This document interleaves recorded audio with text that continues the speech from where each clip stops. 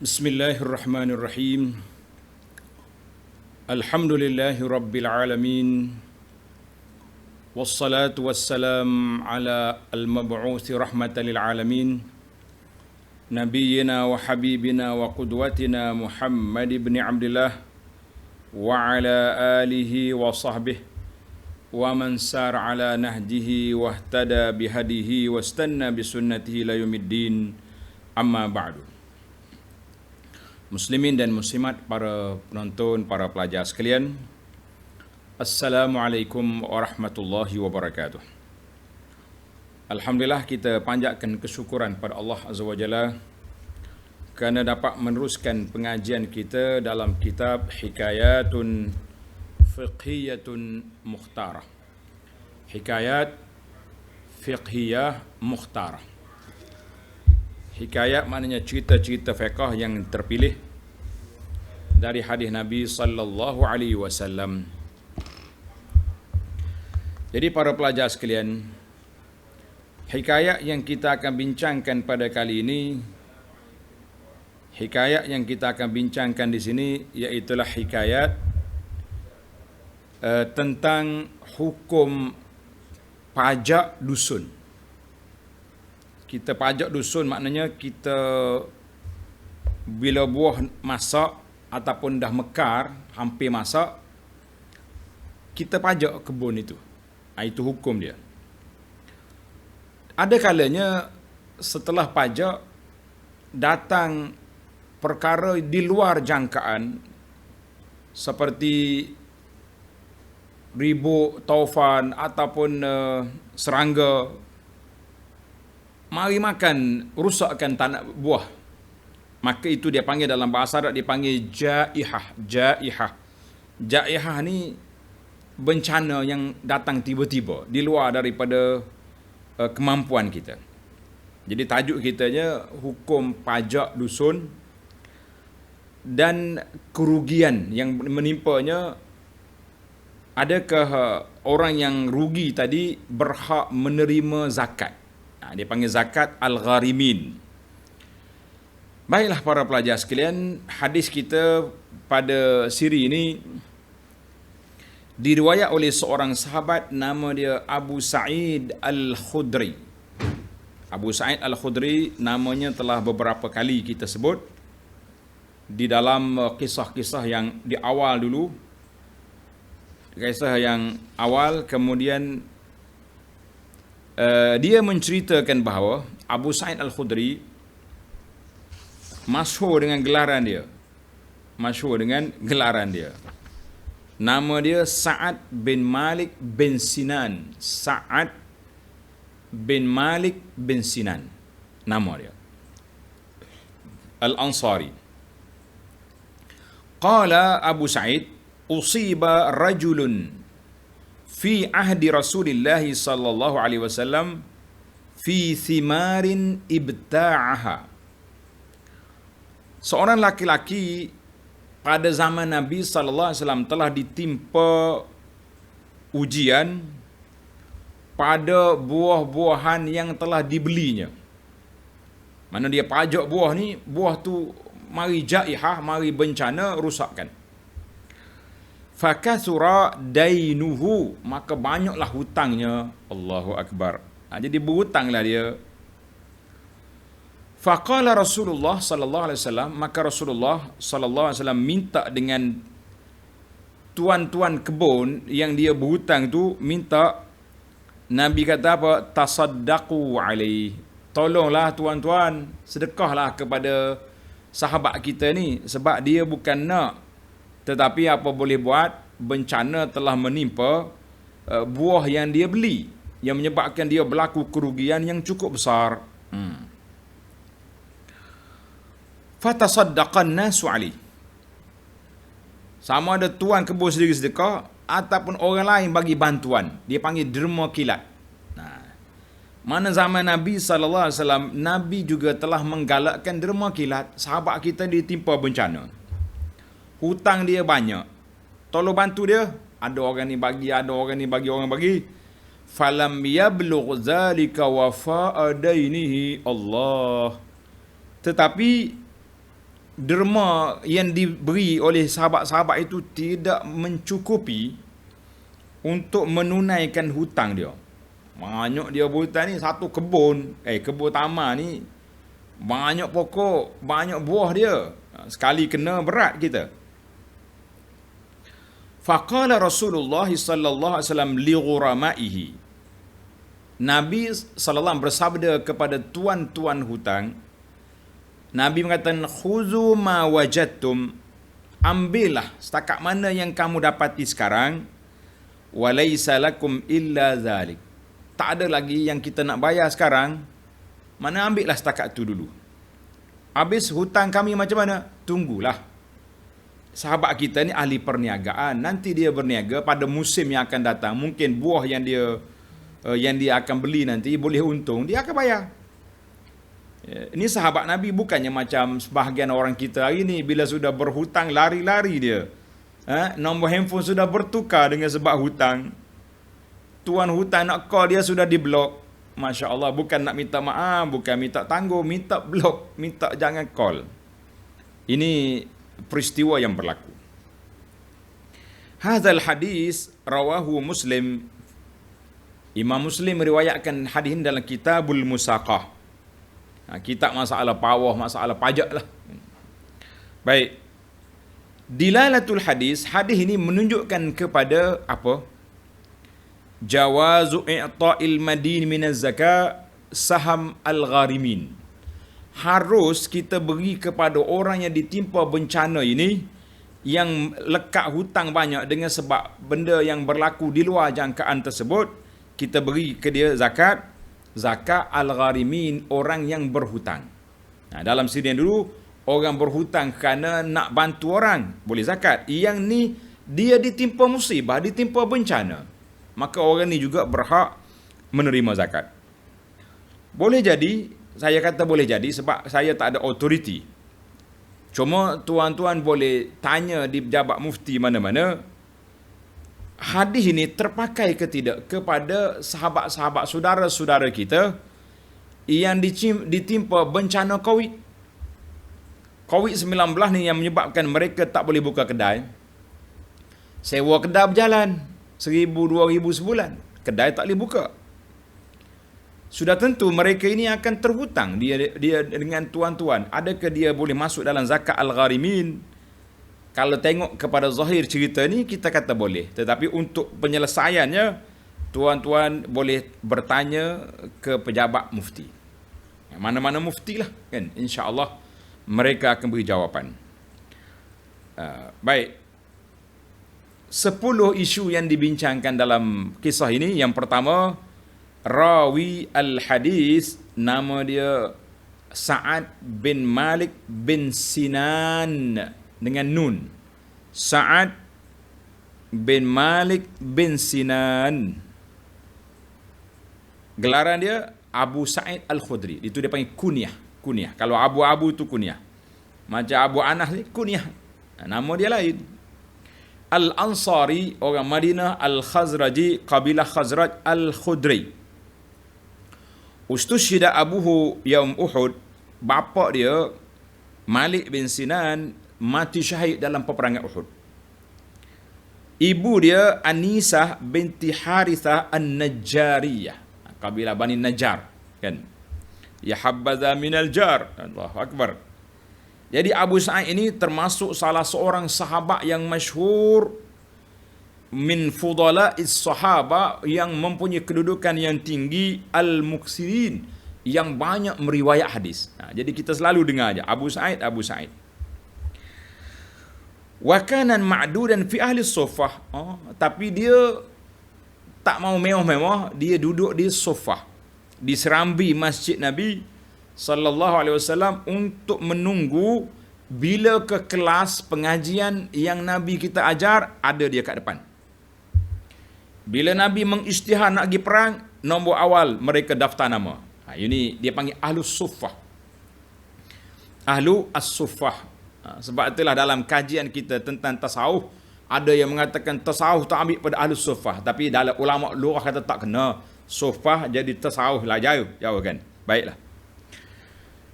Jadi dia ni duduk bersama dengan orang-orang fakir, bersabar di sufah, sehinggalah dia menjadi faqihan nabilan jalilan, seorang ulama faqih yang di kalangan sahabat yang hebat.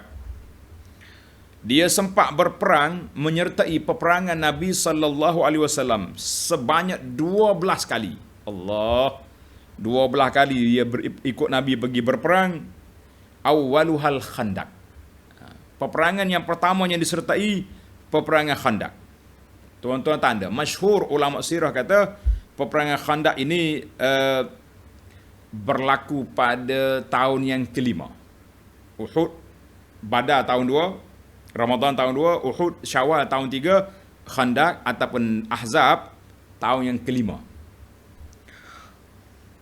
Dan pada waktu peperangan Uhud, dia masih kecil, belum balik lagi, Faruda ditolak. Balik, pergi duduk dengan ibu dulu. Jangan ikut kita. Dan dia termasuk di kala salah seorang yang berikat setia dengan Nabi sallallahu alaihi wasallam, alla ta'khuzahum fillahi laumata laim. Salah seorang daripada jamin ikat setia dengan Nabi, tidak peduli apa orang kata, mesti mempertahankan Islam. Kita kata masya-Allah radhiyallahu anhu. Sehingga akan dikatakan tidak ada sahabat-sahabat yang muda afqah minhu, lebih faqih daripada Abu Sa'id radhiyallahu anhu wa an jami'is sahabah ajma'in. Alhamdulillah. Baik, cerita panjang dia telah kita hurai di awal-awal dulu. Tuan-tuan tengok. Untuk maklumat pelajar, ini adalah merupakan siri yang ke-60. Kuliah hikayat kita sudah 60 siri. Mana kalau nak tengok Abu Sa'id di awal dulu, siri 10, siri berapa belah dulu, panjang di sana. Yang kedua, siapakah sahabat yang terhutang itu? Yang kena ujian itu siapa? Kita tengok. Ini kajian para ulama. Ulama hadis dia kaji. Dia tengok riwayat lain ada ke tidak yang menyebut nama sahabat yang kena ujian. Ammar rajul, laki-laki yang ditimpa ujian itu ada yang mengatakan Muaz bin Jabal radhiyallahu anhu, sahabat yang besar. Muaz bin Jabal ni bukan sebarangan orang. Sebagaimana dalam syarah Nawawi, dalam Sahih Muslim dikata ada riwayat mengatakan Muaz bin Jabal yang kena ujian. Tetapi para ulama kata waqila tu bahasa Arab ni, kalau kata qila, dikatakan. Maknanya nampak lemah lah, sirah li tad'if. Abu Sa'id dia tahu siapa dia orang tu kan. Kalau Muaz dia akan sebutlah Muaz. Dan kalau sebut nama Muaz pun bukanlah mengurangkan kedudukan Muaz yang hebat. Nak kata macam mana? Kita berniaga ni macam itulah. Ada kalanya untung, ada kalanya rugi, ada kalanya happy, ada kalanya itu dia panggil perniagaan. Kan itu nama dia berniaga. Berniaga ni tak semesti untung sentiasa dan tak semestinya rugi juga. Tapi ada kala kan. Maka hadis yang menyebut tentang Muaz pernah ditimpa muflis itu masyhur. Baiklah, kita tak usah carilah siapa sahabat yang muflis yang kena ujian tadi. Yang kita naknya hukum daripada kisah ini. Baik, yang ketiga, menjadi kebiasaan orang Arab dari dulu lagi pun, siapa yang tak ada kebun, tak ada pokok, dia akan beli buah daripada pemilik pokok. Sama ada kita beli untuk dimakan atau beli untuk perniagaan. Contohnya, saya tak ada pokok, tak ada kebun. Kebun sahabat saya ni ada. Saya kata saya nak beli 2 pokok ni boleh? Boleh, ambil. Kita pun tanda ini saya punya. Beli buah je, pokok tuan dia punya. Maka kita boleh lah, bila dah masak kita mari ambil. Kita tak naklah ambil semua. Dulu bukan ada peti. Jadi buah ni bila mula masak kita ambil. Rutab, dia panggil rutab, ambil. Jadi adalah tempoh masa nak habis buah tu. Jadi kita sempatlah kita makan, menikmati buah. Akhir sekali buah tu bila semua dah masak, maka dikeringkan, menjadi tamar. Jadi menjadi kebiasaan orang Arab ni jual buah-buah di atas pokok bimujarradi buduwiha. Bila nampak buah tu dah berputih, jual lalu. Nak ambil duit awal ni, nak buat modal apa-apa pula. Wa qad hajara an-nabiy sallallahu alaihi wasallam ila al-Madinah wa hum ala zalik. Waktu Nabi sampai Madinah, Nabi tengok cara jual beli orang Madinah ni, bila buah tu nampak dah berputih, jual.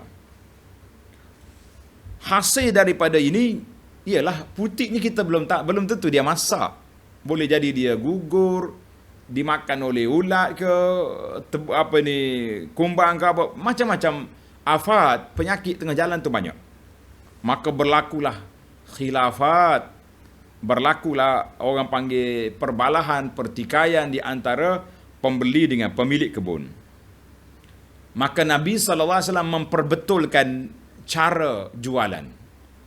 Kan Nabi kita SAW bila tidak Islami, itu dia panggil diislamkan. Diislamkan cara untuk hilangkan persengketa. Maka Nabi SAW amara bitakhiril bai'. Jangan jual lagi, tidak dibenarkan jual buah di atas pokok hatta yabdu salahu ats-thamar. Sehingga zahir buah ni sudah masak sebahagiannya.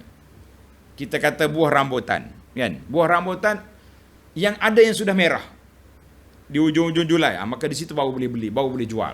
Mana buah ni sudah confirm masak. Kalau buah durian sudah ada yang luruh, baru kita boleh jual. Jangan jual putih lah.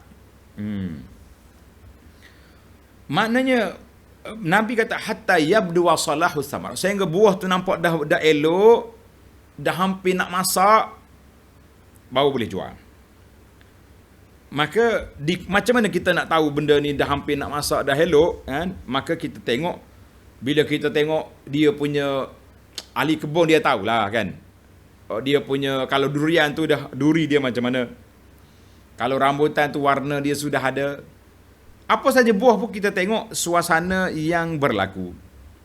Jadi tanda-tanda buah ni sudah mekar, sudah hampir masak, sudah tua, istilah kita, itu sudah dikenali oleh ashab, ahli-ahli kebun. Orang kebun dia tahulah. Orang Madinah dengan buah tamar dia, orang kita sini dengan buah durian, buah dokong, buah langsat, buah rambutan, buah salak, semua kita ada pakar masing-masing, kan? Kita sendirinya pakar juga. Pakar apa? Pakar bahagian makan. Allahu Akbar. Pakar juga tu. Jangan marah. Tak? Kita semua ada pakar masing-masing. Pakar kita bahagian makan. Baik para pelajar sekalian, arahan Nabi SAW telah disebut dalam beberapa hadis. Hadis Ibnu Umar radhiyallahu anhuma mengatakan, nahat annan nabiyya sallallahu alaihi wasallam naha an bai'is thimar hatta yabdu salahu. Nabi kata larang jual buah atas pokok sehingga nampak dia sudah masak. Nak masak dah. Naha al-bai' wal mubta'. Larangan kepada penjual dan pembeli. Mu jangan jual, mu jangan beli. Hadis ini rawahul Bukhari wa ghairu. Dalam hadis Anas radhiyallahu anhu, katanya naha Nabi SAW larang an bai'il inab hatta yaswadda. Nabi kita larang jual buah anggur sehingga sudah nampak hitam, mana nampak dah masak. Wa an bai'il habbi hatta yashtadda. Jangan jual biji rin sehingga nampak dia punya, kalau padi tu dah orang panggil dah berisi dah, baru boleh jual. Hadzal hadis rawahu Abu Daud wa Tirmizi wa ghairuh. Dalam hadis Anas yang lain pula, naha an bai'is thamar hatta tuzhi. Nabi kita larang jual buah atas pokok ni sehingga tuzhi, sehingga nampak masak. Sahabat tanya, wa ma tuzhi? Qala tahmarra, sudah kemerahan dia. Tengok warna lah.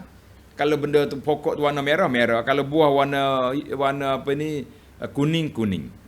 Hadis ini rawahu Al-Bukhari. Jadi jelaslah kepada kita, Islam tidak benar kita beli buah awal lagi, tak boleh. Ni setengah orang ni tamak. Dia tengok buah durian dah berbunga, dia pergi pajak lalu. Berapa awak nak ni? Satu kebun saya nak bayar berapa? 10,000, ambil duit. Mari hujan lebat, mari ribut, bunga pun hilang, pokok pun tumbang contohnya, duit 10,000 sudah melayang, kelahi. Maka tidak dibenarkan. Siapa nak power, nak pajak buah-buah, kena tunggu sehingga betul-betul sudah tua, buah tu sudah menguning, sudah hampir masak, baru dibenarkan. Jangan tamak lah, tunggu. Oh, dia kata kalau kita beli awal murah, kalau beli sudah dekat nak masak sudah mahal. Janganlah, kita kata jangan tamak. Islam tidak membenarkan sebarang bentuk kerugian ataupun penipuan, tidak dibenarkan. Baik. Yang keempat, sabda Nabi sallallahu yabdu salah. Sudah nampak buah tu baik, maknanya sudah tua, sudah mekar, sudah menghampiri waktu untuk dipetik. Bila sudah sampai di situ, yantafil ghish wal ghubun, mana terhilanglah, ternafilah penipuan dan juga kerugian. Sebab kita sudah kalau buah ni kalau kita potong pun tak apa, sebab dia tua dah. Contohnya buah durian sudah tua, kalau kita ambil letak di bawah pun dia akan masak, maka boleh. Bila sudah tua, tidak banyaklah problem masyakil yang berlaku di antara penjual dan pembeli. Maka apabila buah sudah hampir masak, kita pun sudah jual beli dengan dibenarkan oleh SOP syariat, maka tuan kebun pun serahlah kunci. Ni kunci kebun, masuklah bila-bila je kau nak ambil buah ni, ambil. Tapi jangan tebang pokok lah, ambil buah. Tiba-tiba waqa'at jaihah. Jaihah ni mari bencana. Apa saja bentuk bencana, hasyarat, serangga, ulat, penyakit, panah kemarau yang melampau, ataupun angin ribut yang merusakkan di situ, maka ketika itu faqad bariat zimmatul ba'i. Ketika itu penjual tidak lagi bertanggungjawab, sebab dia ada serah kepada pembeli kebunnya yang sudah hampir masak, cuma dia dilanda oleh bencana di luar daripada jangkaan. Maka tuan dia lepas, duit yang dia ambil selamat. Wal ghurmu yatahammaluhul mushtari, kerugian ditanggung oleh pembeli. Boleh kata, saya tak jadi lah, waktu saya jual buah ni elok, kebun saya bagus, tak ada angin pun. Maka itu Islam nak potong sebarang bentuk perbalahan yang akan timbul. Maka kita kata buah kita sudah baik, kan, tidak ada sebarang masalah. Jadi yang berlaku ini di luar kawalan, maka oleh kerana dia sudah duduk di bawah kawalan pembeli, maka kamulah yang bertanggungjawab. Baik para pelajar sekalian, isu yang kelima, para ulama berbeza pandangan tentang masalah ini. Setiap ulama itu ada dalil dia, dan mereka berbeza juga dengan ilmu, bukannya berbeza suka-suka kerah kepala macam kita. Ada ulama mengatakan an-nathimar fi dhamanil mushtari. Buah yang sudah hampir masak, bila kita pajak, kita beli, kita sudah bayar, maka buah itu duduk di bawah tanggungan pembeli. Apa-apa jadi, awak tanggung. Ini salah satu daripada pandangan Imam Syafi'i, Abu Hanifah, Al-Lais dan lain. Maka kalau berlaku jaihah, tuan-tuan tandalah, saya ulang banyak jaihah ni.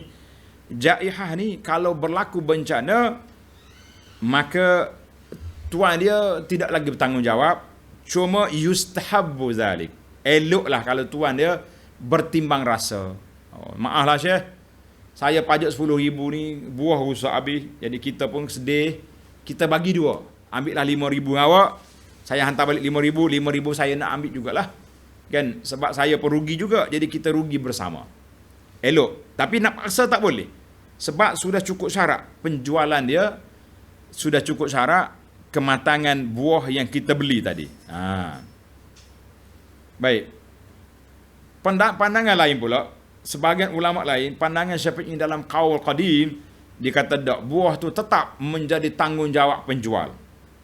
Sebab apa? Sebab buah tu dalam kebun dia masih bertanggungjawab dengan pokok-pokoknya, dia kena siram, kena jirus, kena bagi air kepada pokok. Dan ada sebuah hadis Nabi sallallahu alaihi wasallam, Nabi kata lau bi'ta ala akhika thamaran. kalau kamu jual kepada saudara kamu buah di atas pokok, fa asabathu jaihah, tiba-tiba pokok ini ditimpa bencana, fala yahillu laka an ta'khudha minhu syai'an, tidak halal kamu ambil duit kawan tu. Bima ta'khudhu mal akhika bighairi haqqin, bagaimana kamu nak ambil duit orang tanpa hak? Dia tak boleh jual pun buah. Hadis ini sahih dalam Muslim. Maka kata di para ulama, hadis ini terpakai sekiranya kita jual buah sebelum mekar ataupun sebelum nampak tanda-tanda dia sudah masak. Ini perbahasan panjang para ulama. Wa waqafa Malikun, Imam Malik ambil jalan tengah. Dia kata kalau sekiranya kerugian itu kurang daripada 1/3, maka tuan kebun tak payahlah hantar balik duit. 1/3 ya, 2/3 lagi dia boleh jual. Wa in kana sulus fa aksa, tapi kalau kerugian tu lebih daripada 1/3, maka wajaba wad'uha, wajib tuan kebun tu kena bertimbang rasa, kurangkan harga buah tadi. Mungkinlah tak macam kita sebut tadi lah, 10,000 tinggal 5, ataupun kita bayar balik 1/3 ke. Ini pandangan, 3 pandangan ulama. Berbeza pandangan kerana hadis sama tapi berbeza dia punya pandangan. Wal khulasah, ringkasannya kepada hukum ini, kita mengatakan kalaulah dia jual tadi sudah cukup syarat, buah sudah hampir masak, dia sudah diizinkan untuk potong buah tersebut ambil, kemudian tiba-tiba dilanda jaihah, dilanda bencana, maka pada ketika itu yang bertanggungjawabnya siapa? Pembeli. Jadi apa boleh buat? Walaysa 'alal bai'i illa al-husna. Penjualnya atas budi bicara, belas kasihan. Kalau dia nak hantar balik duit, alhamdulillah. Kalau dia tak hantar pun, itu dia punya hak dia. Habislah kita. Sebagaimana dalam hadis ini, Nabi kita sallallahu alaihi wasallam tidak paksa tuan dia. Nabi kata apa? Tasaddaqu, da'u syai'an. Boleh tak kalau kurangkan sikit? Pakat sedekahlah kepada dia ni nak bayar hutang. Tapi Nabi kita tak paksa kepada siapa? Kepada tuan dia supaya hantar balik. Itu menunjukkan bahawa kalau sudah cukup syarat pembelian buah tadi, maka yang bertanggungjawabnya tuan pemajak. Wallahu alam. Baiklah para pelajar sekalian, itu ilmu pajakan buah-buahan.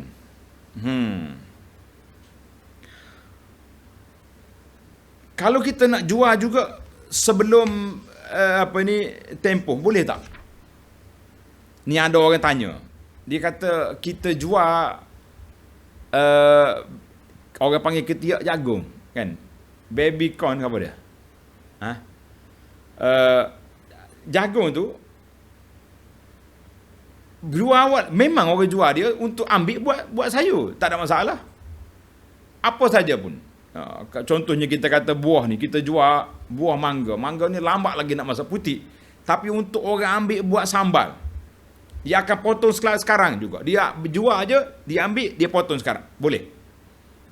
Tapi kalau dia niat beli buah yang belum mekar, belum masak untuk nak jual, nanti tunggu masak, tidak dibenarkan. Sebab masa dia lama, kemungkinan berlaku itu banyak kemungkinan.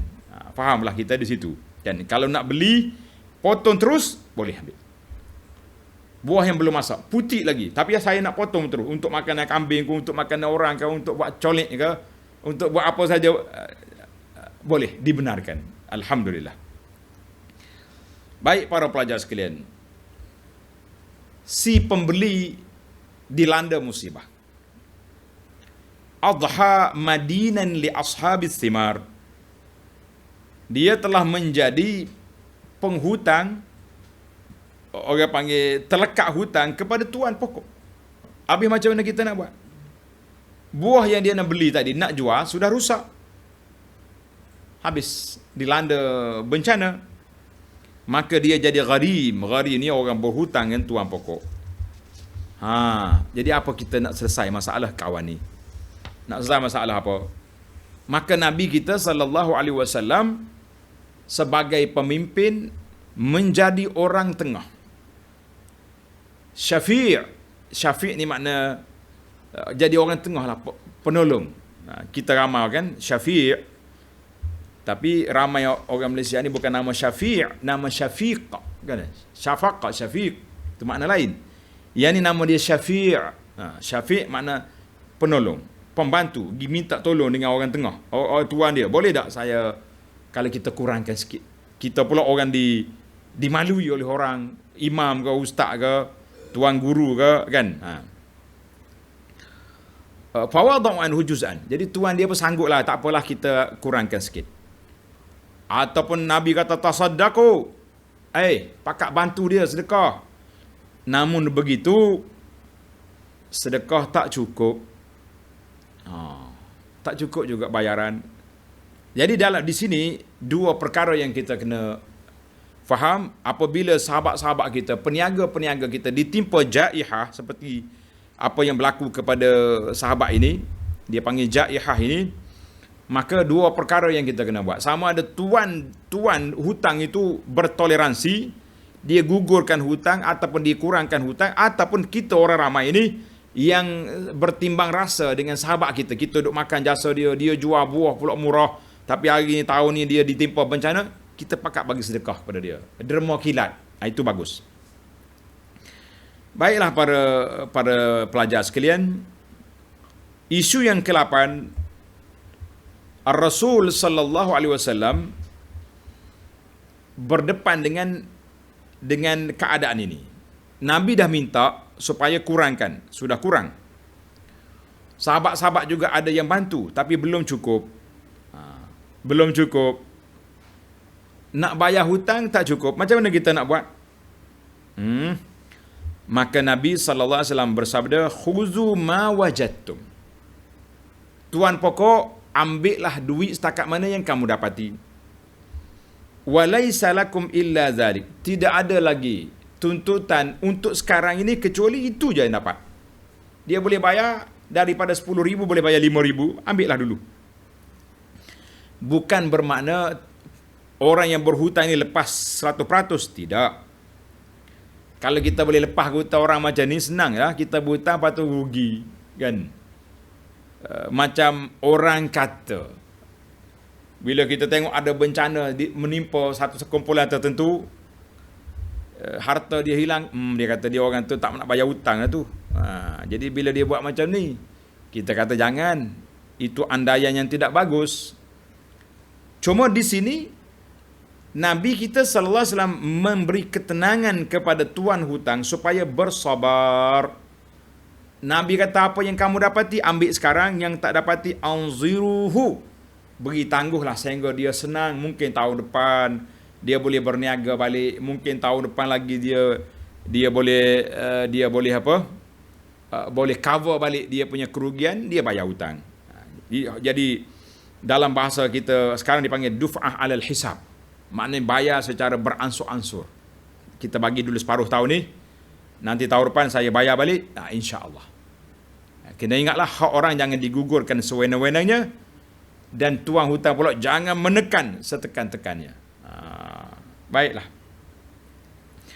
Para pelajar sekalian, kita pergi kepada isu yang ke-9, wa hadzal rajul. Sahabat Nabi laki-laki ini. Bihadzis sifah, dengan sifat ini, harta dia sudah habis. Modal-modal dia pun yang dia melabur juga sudah kering. Nak bayar hutang tuan tak boleh. Maka dia sudah masuk dalam kumpulan al-gharimin. Di dalam ayat Al-Quran, wa fir riqab wal gharimin. Gharimin, orang berhutang yang terdesak, tak boleh nak bayar hutang dengan sebab sama ada dia berhutang kerana nak bantu orang, berhutang kerana ini, termasuklah dia muflis disebabkan oleh jaihah, oleh bencana.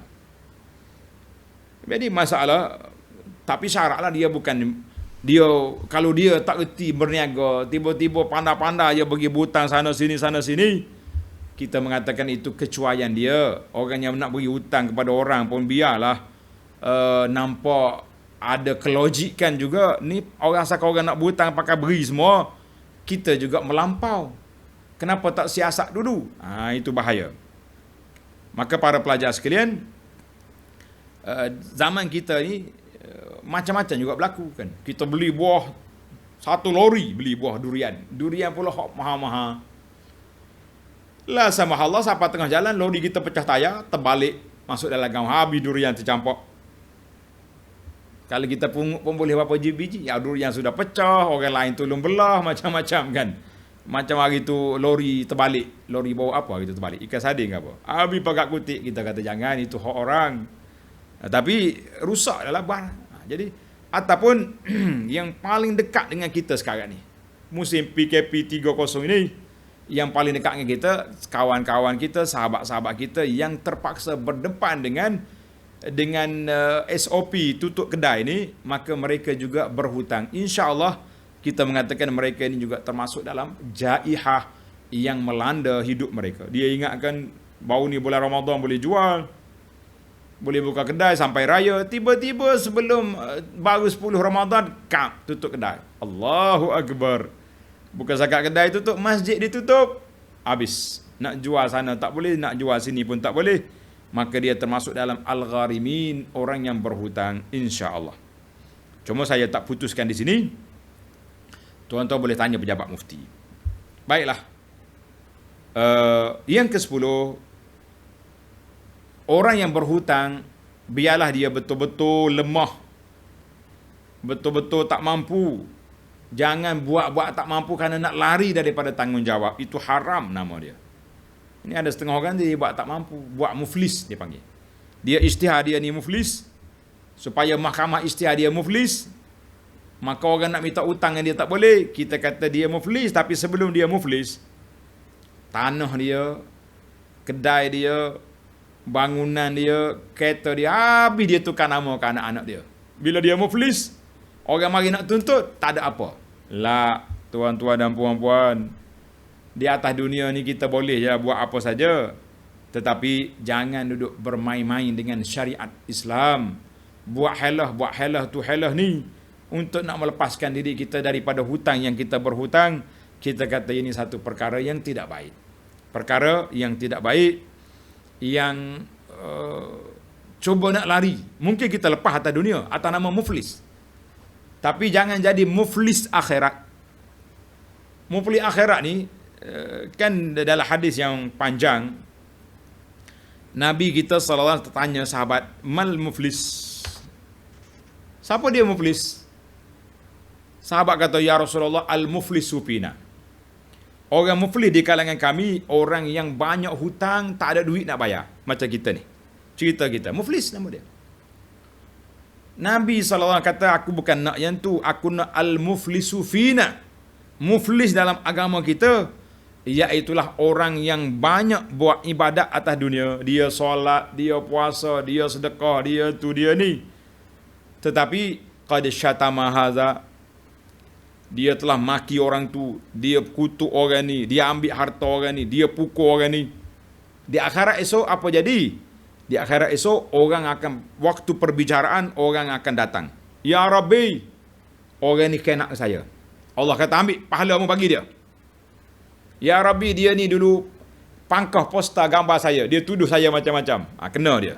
Kita dakwa dia depan Allah Azza wa Jalla. Ya Rabbi, dia pukul saya dulu. Dia ni ambil. Jadi bila dia habis orang report, dakwa depan Allah, pahala yang dia bawa, habis dia bagi pada orang. Bila tak ada lagi pahala, ketika itu Allah Subhanahu Wa Taala suruh ambil dosa orang tu, campur atas kepala dia, thumma turiha finnar, kemudian dia dicampur ke dalam api neraka. Ini yang dipanggil muflis akhirat. Jadi para jemaah sekalian, kita tak nak jadi muflis di dunia, kita juga tak nak jadi muflis di akhirat. Muflis, orang yang muflis di akhirat, orang baik-baik. Orang baik. Nabi kata apa? Dia bawa pahala puasa, pahala solat, pahala, banyak pahala. Tapi dia baik dengan Allah, dia fail, gagal dengan manusia. Dengan manusia, habis dia condemn, habis dia kutuk. Allahu Akbar. Saya tengok ada setengah orang pemilik Facebook ni, kerja dia pagi, petang, siang, malam, 10 kali sehari dia punya update Facebook. Fitnah, batu api, duk melaga-lagakan orang. Itu je kerja dia. Tunggulah di akhirat nanti. Kita jangan peduli dengan orang, kita jaga diri kita supaya kita tidak jadi muflis di dunia, dan kita minta Allah Ta'ala selamatkan kita muflis di akhirat. Tuan-tuan kena ingat, orang muflis akhirat dia beri pahala dia kepada orang yang dia benci. Yang dia kutuk orang tu dia bencilah tu. Dia bagi pahala ke dia kepada kawan tu. Kita tak nak bagi pahala kepada orang. Kalau kita nak bagi pahala pun kita beri kepada orang yang kita sayangi. Mak ayah kita sedekah niat kepada dia. Kita doakan untuk dia. Ini tidak. Orang yang ini dia beri pahala dia kepada orang yang dia benci. Wal'iyazubillah. Jadi para jemaah sekalian, tamatlah perbincangan kita. InsyaAllah ada sebagian ulama mengatakan orang yang kena muflis ni dia kena apa? Kena tahan. Jadi ada kata kalau kena tahan kita kurung dia sampai bila nak bayar hutang, tak boleh. Wallahu alam.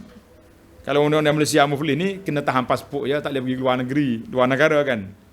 Baiklah para jemaah sekalian, tamatlah kita hukum beli pajak buah-buahan dan juga orang yang muflis dengan sebab berhutang kerana dilanda bencana. Wallahu alam. InsyaAllah kita sambung lagi perbincangan kita dalam hadis kisah yang akan datang. Subhanakallahumma bihamdika asyhadu an la ilaha illa anta astaghfiruka wa atubu ilaik. Wa sallallahu ala nabiyyina Muhammad wa ala alihi wa sahbihi ajma'in walhamdulillahi rabbil alamin. Wassalamu alaikum warahmatullahi wabarakatuh.